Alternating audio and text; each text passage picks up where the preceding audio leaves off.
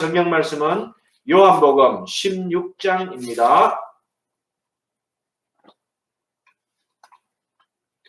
요한복음 16장입니다. 신약성경 175페이지에 있습니다. 16장입니다. 말씀을 읽겠습니다. 하나님 말씀을 들으십시오. 내가 이것을 너희에게 이름은 너희로 실족하지 않게 하려 함이니. 아멘. 33절. 이것을 너희에게 이르는 것은 너희로 내 안에서 평안을 누리게 하려 함이라. 세상에서는 너희가 환난을 당하나 담대하라. 내가 세상을 이기었노라. 아멘. 오늘 서론과 본론을 먼저 읽어드렸습니다. 요한복음 16장은 바로 요한복음 제1저자가 하나님이시고 제2저자가 바로 사도 요한입니다. 이 저자의 의도를 가지고 요한복음을 기록했는데 이 당시에 정치적, 역사적, 문화적 배경에서 바로 이 요한복음을 적어서 기록해서 성도들에게 그리고 처음 믿는 자들에게 이 복음을 전하는 것이 목적이었습니다. 유대교라는 전통 종교가 있었고 예수님 오시고 그 이후에 생겨난 종교가 기독교입니다.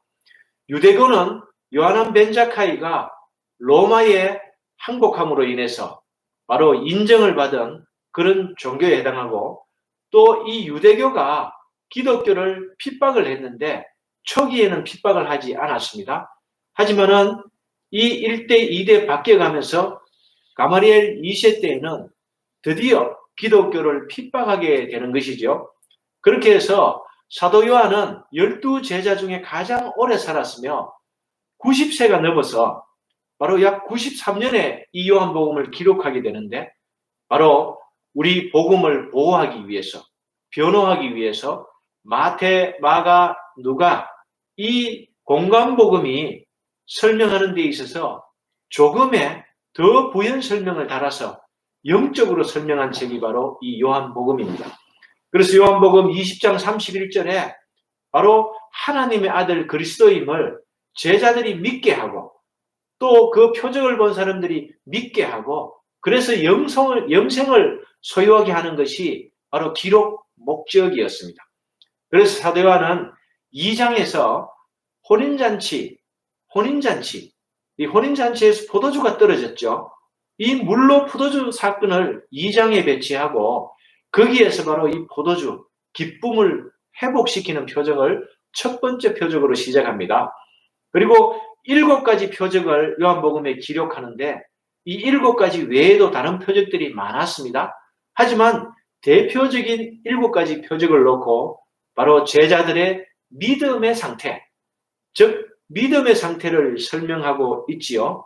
항상 표적이 끝날 때마다 제자들은 믿었지만은 또 그 다음 표적에서 믿음이 여전히 없음을 보고 또 따르는 무리들이 많았습니다. 그들은 기적을 보고 따랐지요. 그 표적을 보고 따랐지요. 그리고 예수님께서는 그렇게 말씀하셨습니다. 먹고 배부른 까닭에 나를 따랐다고 2만 명을 먹이셨죠. 그리고 맹인을 눈뜨게 하셨죠. 마지막에는 죽은 나사로를 살리셨습니다. 그 중간중간에 수가성의 여인을 만났고 또 마리아에게 향유를 부으심을 받았고 이런 사건들이 있습니다. 이 모든 일들은 바로 우리의 믿음과 예수님께서 십자가를 지실 것을 예견하면서 주님께서 걸어가시는 그 십자가의 길, 비아돌로사 그 길을 함께 우리는 가고 있는 것입니다. 이제 오늘 16장에서는 바로 요한복음 11장에서 나사로를 살리시지요. 그 이후에 12장에서 향유를 붓습니다.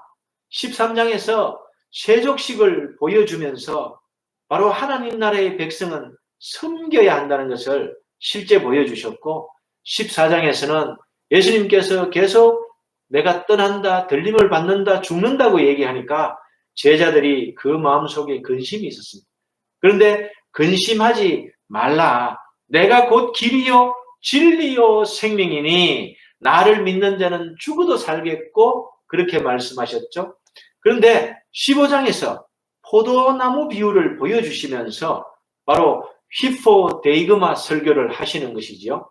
이 히포데이그마는 바로 어떤 모범, 표범, 실제 사례를 놓고 설명하는 설교입니다. 제가 연구하는 것이 바로 이 히포데이그마 설교지요.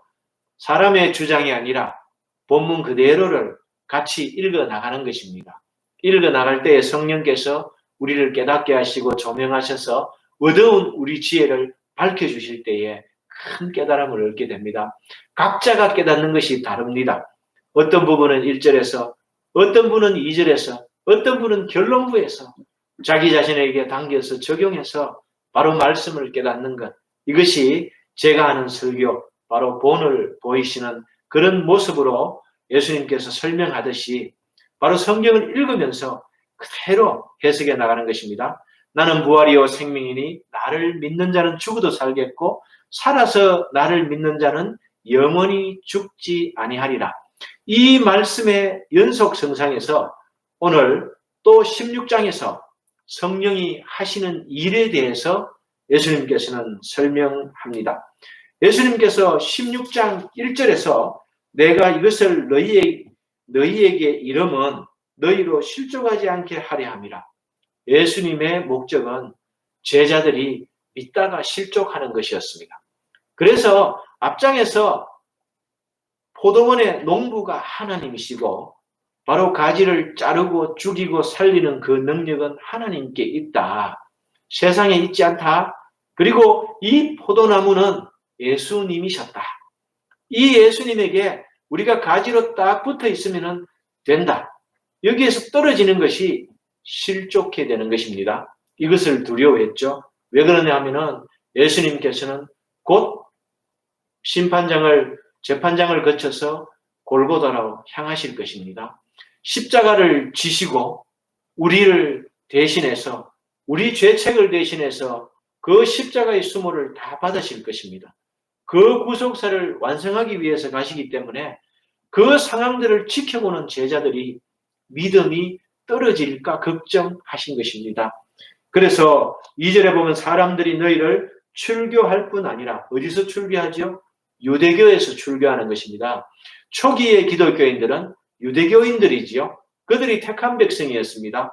하나님께서 이스라엘을 바로 이 포도원으로 삼고 그렇게 했는데 이들이 악한 덜 포도 열매를 맺었죠. 그죠? 극상품 포도나무로 심었는데 이들의 죄 때문에 이들의 죄는 예수님을 믿지 않는 죄였습니다. 3절에 보면 그들이 이런 일을 할 것을 아버지와 나를 알지 못함이라. 이들이 유대인들이 예수님을 배척한 사건, 즉 반역한 사건이죠. 구세주가 오셨는데도 그들은 깨닫지 못했습니다. 요한복음의 중심어죠. 하나님의 아들 구세주 예수 그리스도. 그 백성들, 자기 백성들, 그들의 죄에서 구원할 자 예수 그리스도인데도 눈앞에 왔는데도 깨닫지 못했습니다. 이것을 예수님께서는 바로 죄라고 얘기합니다. 8절에 보면은 그가 와서 죄에 대하여, 의에 대하여, 심판에 대하여 세상을 책망하리라. 여러분, 의에 대하여라 하면 아버지께로 갈 수 있는 분은 오직 예수님밖에 없습니다. 의는 예수님 한 분밖에 없기 때문에 그렇습니다. 우리는 모두가 죄인입니다. 우리에게는 원죄가 있고 자범죄들이 있습니다. 그래서 우리는 절대로 하나님 앞에 갈 수가 없습니다. 이미 하나님께서 이스라엘을 떠나시고 갈 수가 없는데 예수님을 통해서 믿음으로 갈 수 있습니다. 우리가 믿을 때에 그 믿음은 하나님이 주신 선물인 믿음으로 예수님을 믿는 것이지요. 그 카리스마로 예수님을 믿을 때에 우리는 하나님의 양자가 됩니다. 예수님을 통해서 하나님을 만나고 앞으로 나아갈 수 있습니다. 예수님께서 십자가에 못 박히시고 돌아가실 때에 성소의 휘장이 위에서부터 밑으로 찢어졌습니다. 그 휘장은 예수님이십니다.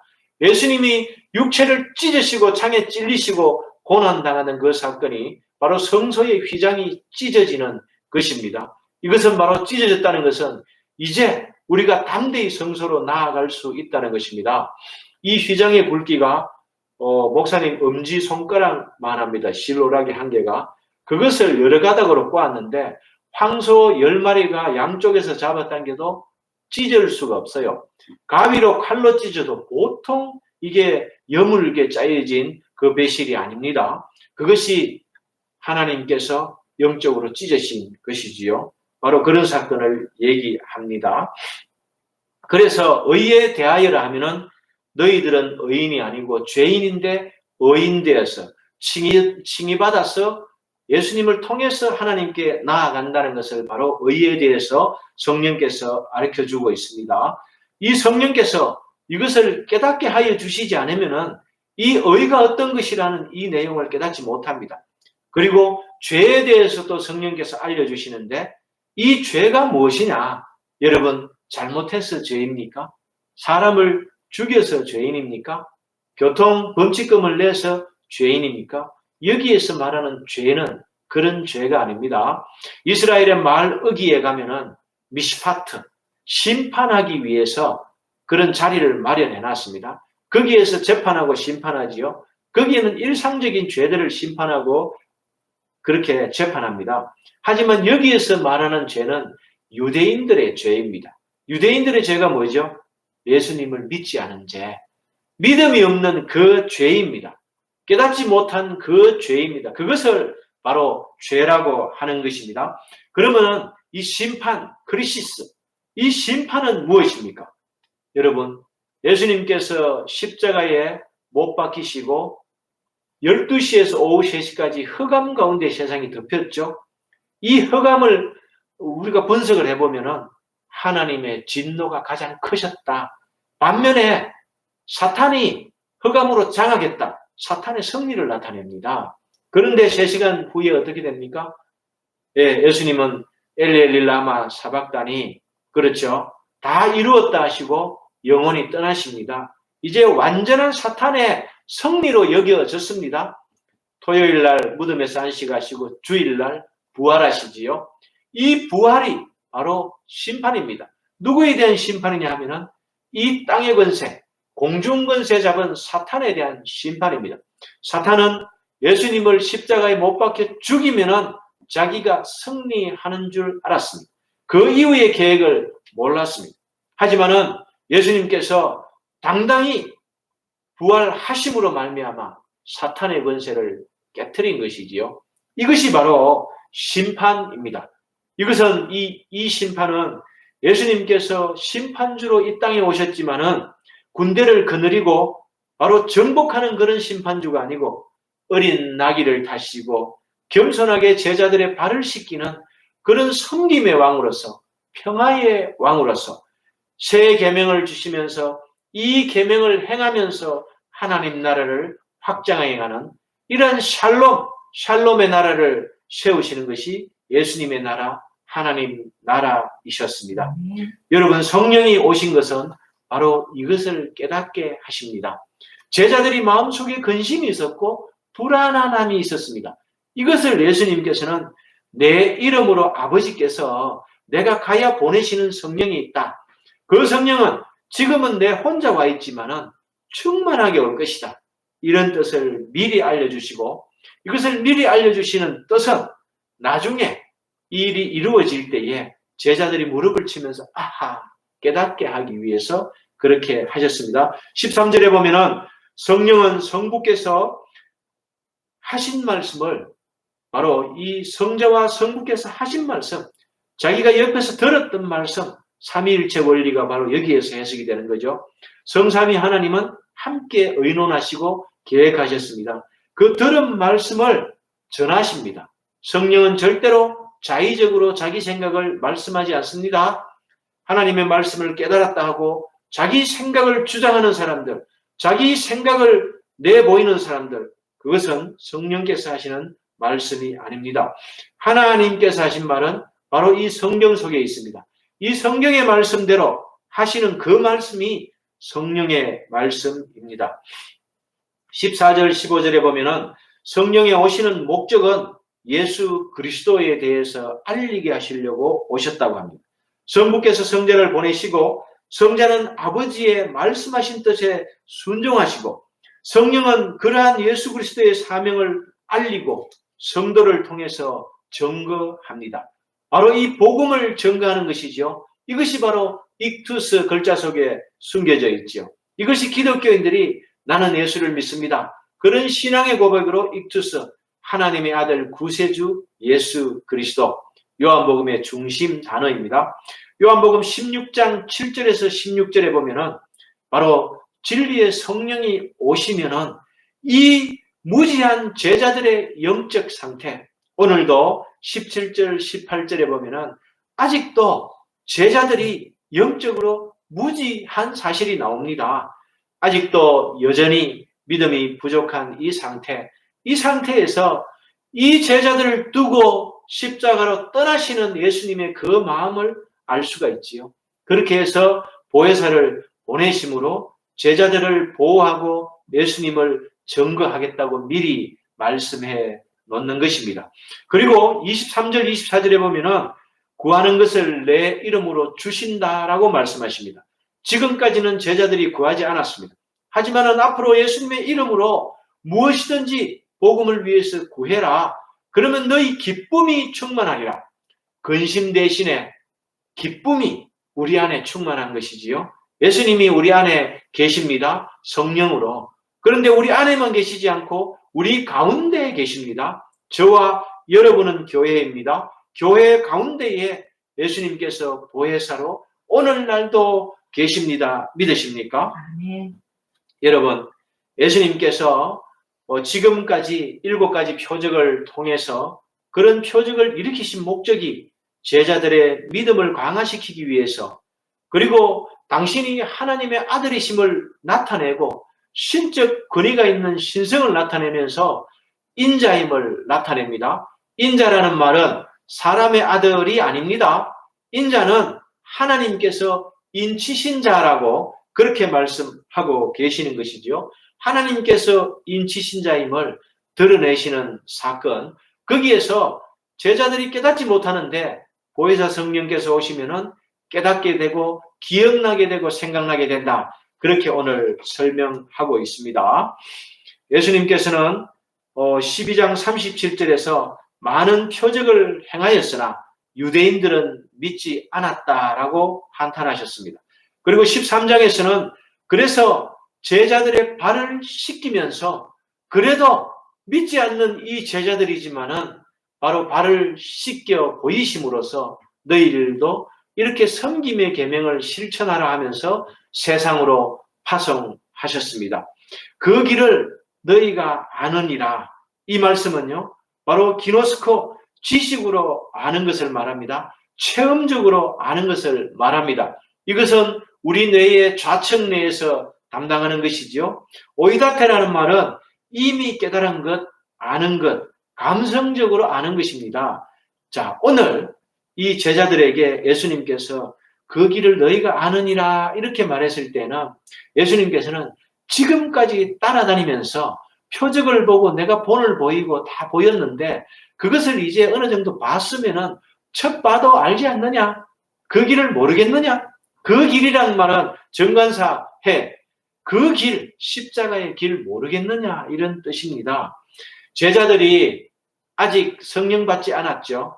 성령 받지 않은 사람들의 특징, 바로 육신에 속하여 있기 때문에 성령의 일을 받을 수가 없다라고 고린도전서 2장 14절에 나와 있습니다. 로마서 8장 9절에 보면은 그리스도의 영이 없다면 그리스도의 사람이 아니라고 말하고 있습니다. 여러분 어떻습니까? 예수를 믿는다고 다 믿음이 충만하고 성령 충만한 것이 아닙니다. 여러분, 교회 안에 이방인들이 있습니다. 그 이방인들을 우리가 전도해야 합니다. 어떻게? 서로 발을 씻김으로. 발을 씻긴다는 것은 말씀으로 씻긴다는 것입니다. 물과 성령으로 거듭나지 않은 이 성도들이 있습니다.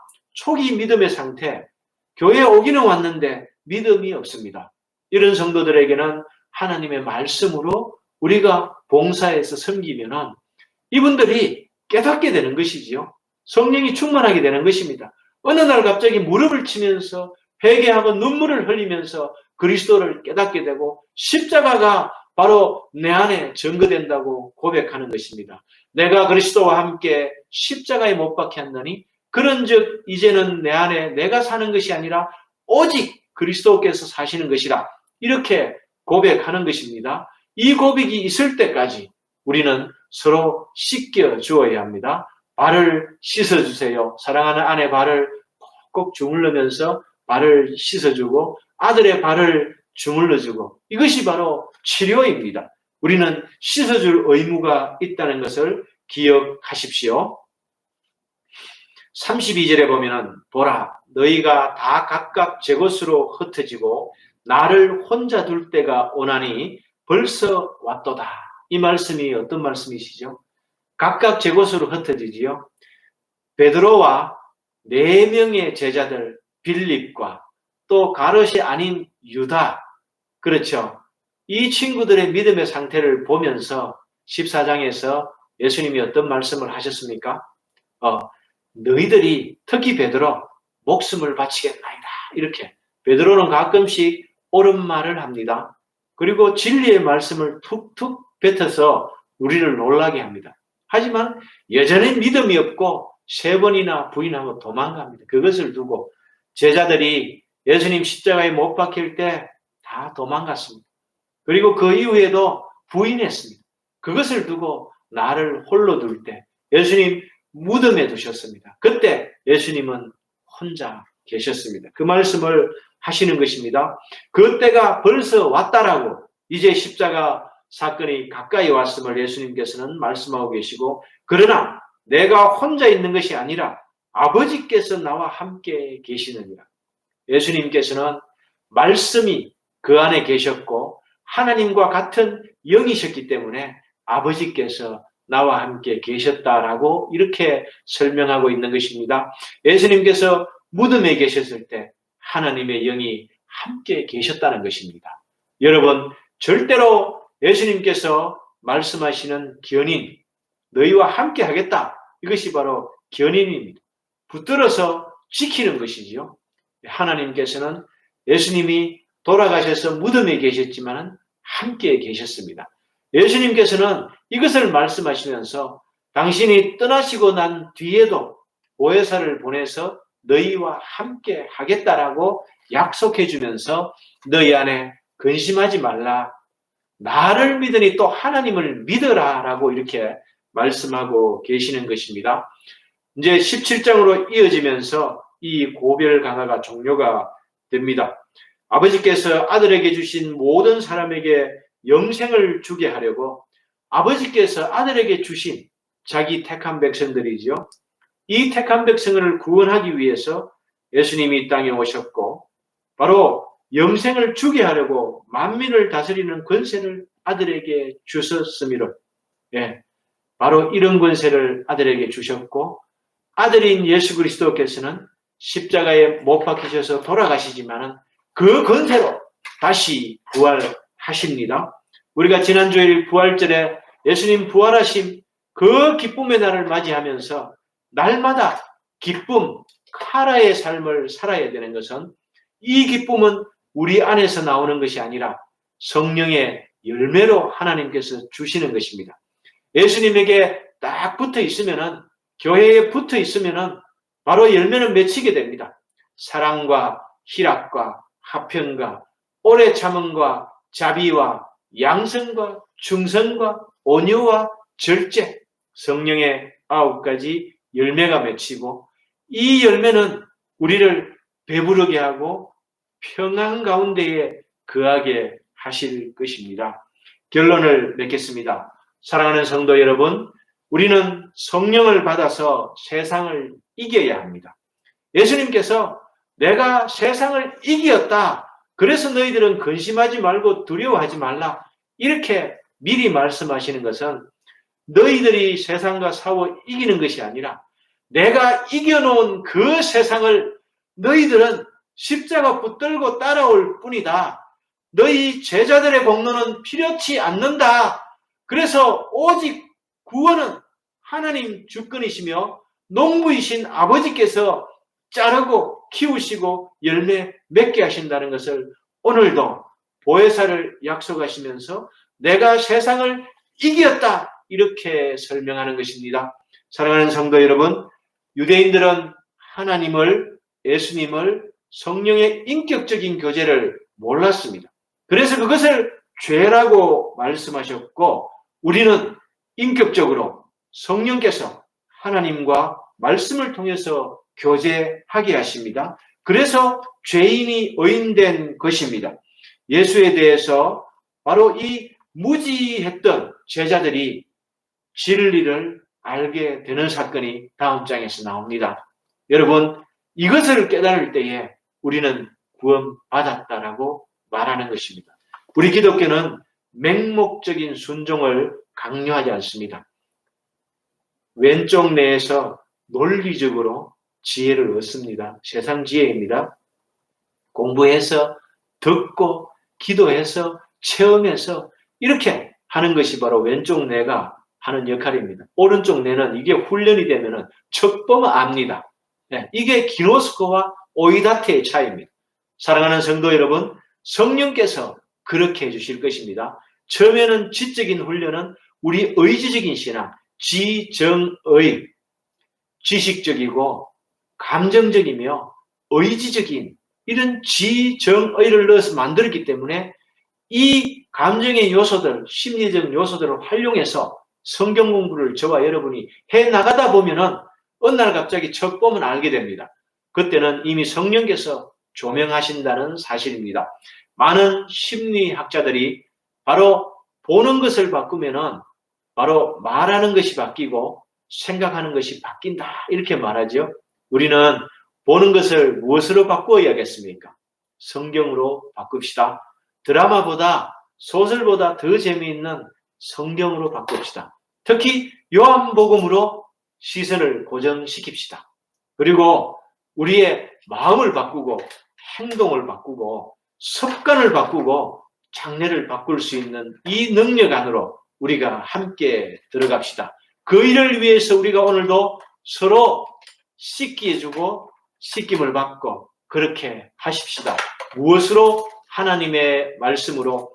이 말씀은 바로 들리는 말씀이지요. 오늘 설교는 들리는 말씀, 보이는 말씀, 성찬을 행함으로. 이 예배가 끝나고 나면은 성찬을 행할 것인데 여러분들도 이 성찬에 대한 삶, 성찬을 위한 삶, 성찬 속에 사는 삶, 내 식탁이 하늘의 성찬상, 예수님의 상에 연결되는 이 삶의 방식, 이것이 바로 성령께서 인도하시는 삶의 방식이고 우리가 영적으로 통치받는 이 통치 방식, 이것을 우리는 믿는 것이지요. 사랑하는 성도 여러분, 한 주간도 성령께서 여러분의 삶을 주관하심으로 인도하시고 보호하시고 변호하심으로 승리하는 삶 가운데 사시기를 간절히 기도하면서 축원합니다. 기도하겠습니다. 아버지 하나님 감사합니다. 오늘 요한복음을 통해서 주께서 보혜사 성령을 통하여서 우리의 삶을 주장하고 계심을 압니다. 세상을 이기신 예수 그리스도를 따라서 우리가 믿음으로 칭의받고 하나님의 양자로 이 세상 살아가며 설교와 성찬으로 하나님 나라에 함께 교제하게 하심을 감사합니다. 우리의 삶에서 성찬의 삶이 되어지기를 주의 성령께서 인도하여 주시옵소서. 보혜사 아버지께서 예수님의 이름으로 보내실 그 성령이 우리 교회 가운데 충만히 거할 수 있도록 주님 인도하여 주시옵소서. 예수님 이름으로 기도합니다. 이제는 우리 주 예수 그리스도의 은혜와 아버지 하나님의 사랑과 보혜사 성령의 위로 교통 치료하심이 이제부터 영원까지 있을지어다. 아멘.